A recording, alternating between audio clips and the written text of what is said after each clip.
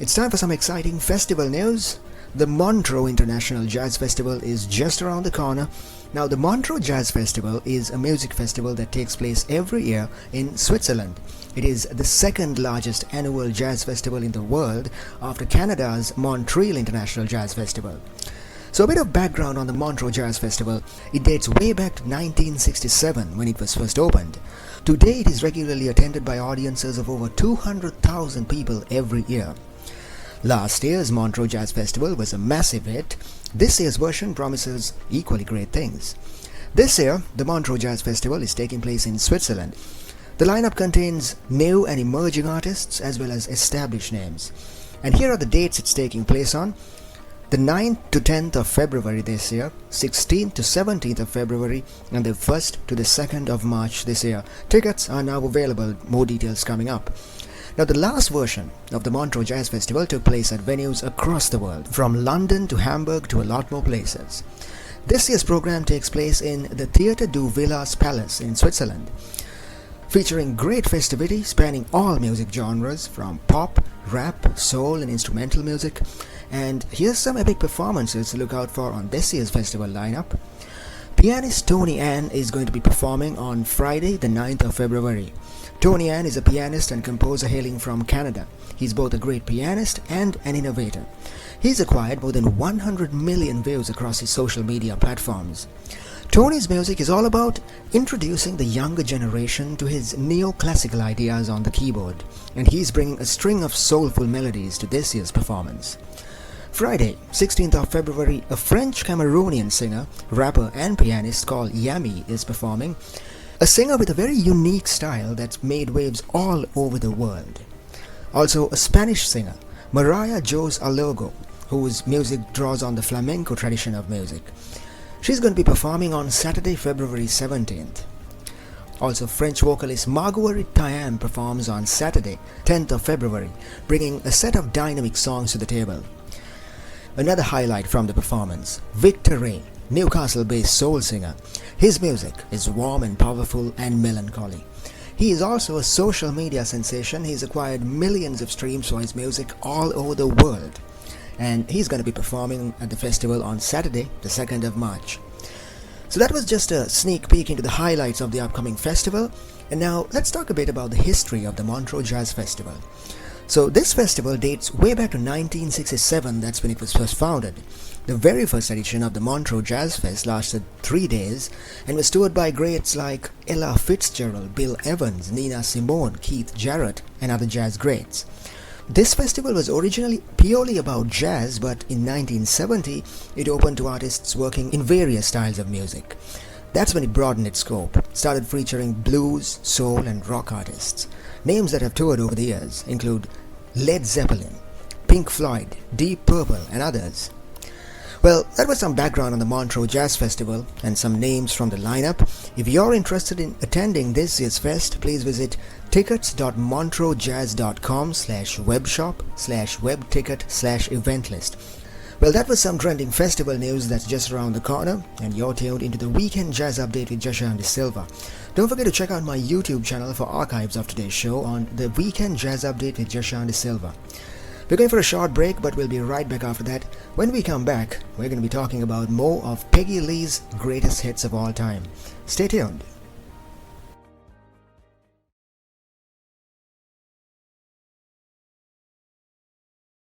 And this is the Weekend Jazz Update with Joshua De Silva.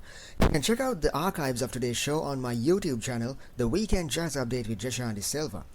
So on this segment, we're going to be talking all about more great hits by jazz icon Peggy Lee.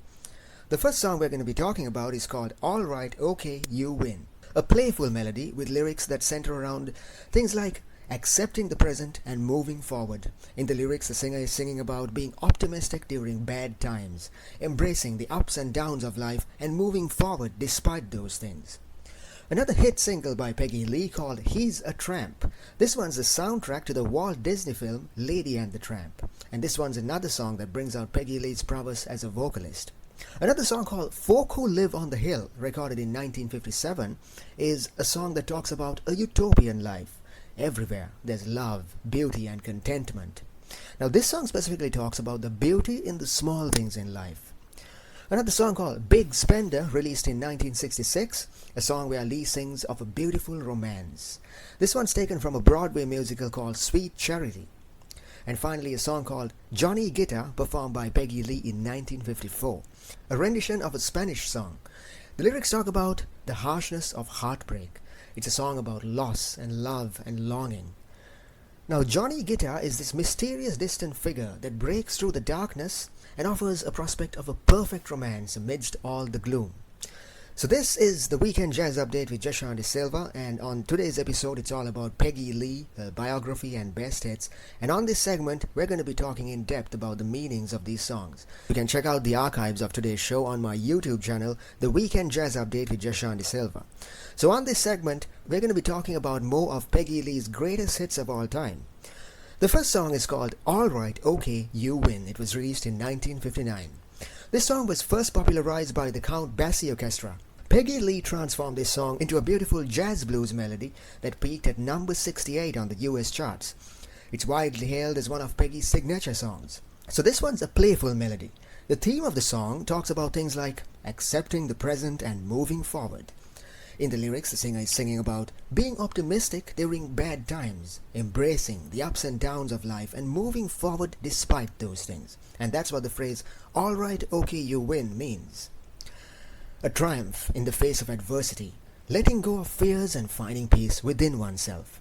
So this one's a very uplifting song, Peggy Lee's powerful vocals backed by energetic background instrumentals. Another song called He's a Tramp, another hit single by Peggy Lee. This one's taken from the soundtrack to the Walt Disney film Lady and the Tramp, and this is another song that brings out Peggy Lee's prowess as a vocalist. Now, most Walt Disney films have a certain pattern. It's like guy meets girl, then they fall in love, then they fight, then they make up again, and finally live happily ever after. So this song, He's a Tramp, comes before that fight breaks out. So in the movie, Lady ends up in the dog pound after trying to chase chickens with Tramp. And then she realizes the truth about him. She discovers that Tramp is a womanizer, and she wasn't his only love. She is heartbroken, and then she returns home where she meets Tramp again. But the song does have a happy ending. Tramp proves himself faithful to Lady in the end. There's another song called The Folk Who Live on the Hill, recorded in 1957. The song was actually written 20 years earlier by Oscar Hammerstein and Jerome Kern for the musical High, Wide and Handsome. The vocals were performed for the first time by Peggy Lee. Lee's performance is poignant and wistful. So the lyrics talk about a utopian life. Everywhere there's love, beauty and contentment. And this song specifically talks about the beauty in the small things in life. For example, living a simple life surrounded by the beautiful things of nature. It's a beautiful jazz classic. Even today this song is well loved by audiences around the world. Another song called Big Spender, released in 1966.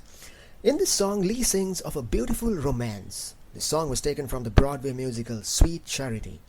Peggy Lee transformed this song into a chart-topping success. It reached number 9 on the US adult contemporary charts. Now this one's not really a love song, but it's a story about a woman who was looking for opportunity. And she's found it with a man of means, who becomes her sugar daddy, and they hit it off together. And finally, a song called Johnny Guitar, performed by Peggy Lee in 1954. She also wrote the lyrics to this song. This one's a Spanish song. It was written for a movie starring Joan Crawford. Today it's considered one of Lee's signature performances. Now this song is one that talks about heartbreak, of loss and love and longing. It's a very melancholy song. So Johnny Guitar is this mysterious distant figure that breaks through the darkness, offering the prospect of a perfect romance. The song opens up with a world of despair, and then Johnny Guitar emerges on the scene. So it's a song that talks about the complexities of human emotions. It talks about things like passion, regret, and longing for love. So that was some great hits by Peggy Lee, and on today's show it's all about Peggy Lee, her life and times, and this is the Weekend Jazz Update with Jashan De Silva. Don't forget to check out my YouTube channel for archives of today's show on the Weekend Jazz Update with Jashan De Silva. Well, there's another great festival around the corner. The Liverpool Jazz Festival is returning with some great bands and events. It's celebrating some of the best music in the city. If you're planning a trip to the UK in February, make sure to participate in this year's Liverpool Jazz Festival. So here are the dates. It's taking place from Thursday, February 22nd to Sunday, February 25th. Venue, Liverpool's Hope University's Capstone Theatre. Now this year's International Jazz Festival features some big names across the genre of contemporary jazz. Names like Tommy Smith and Gwilyn Simcock, David Hellbach's Austrian Syndicate, The Attuned Quartet, the Yolanda Charles Project PH Instrumentals, and Dennis Baptiste. There's also going to be a series of fests geared towards promoting local talent. There's a free event called the Liverpool Jazz Celebration, featuring Liverpool-based artists with their original tracks. There's also going to be banquets. Food and dining makes up a big part of this year's Jazz Festival. Also, a free lunchtime concert featuring the music of Carla Bley, performed by the Liverpool Hope University Big Band. So if you're interested in attending the Liverpool International Jazz Festival, please visit capstone.hope.ac.uk/jazzfestival to purchase tickets. So that was some trending festival news, and this is the Weekend Jazz Update with Jashan De Silva. We're going for a short break, but we'll be right back after that. When we come back, we're going to be talking about more of Peggy Lee's greatest hits of all time. Stay tuned.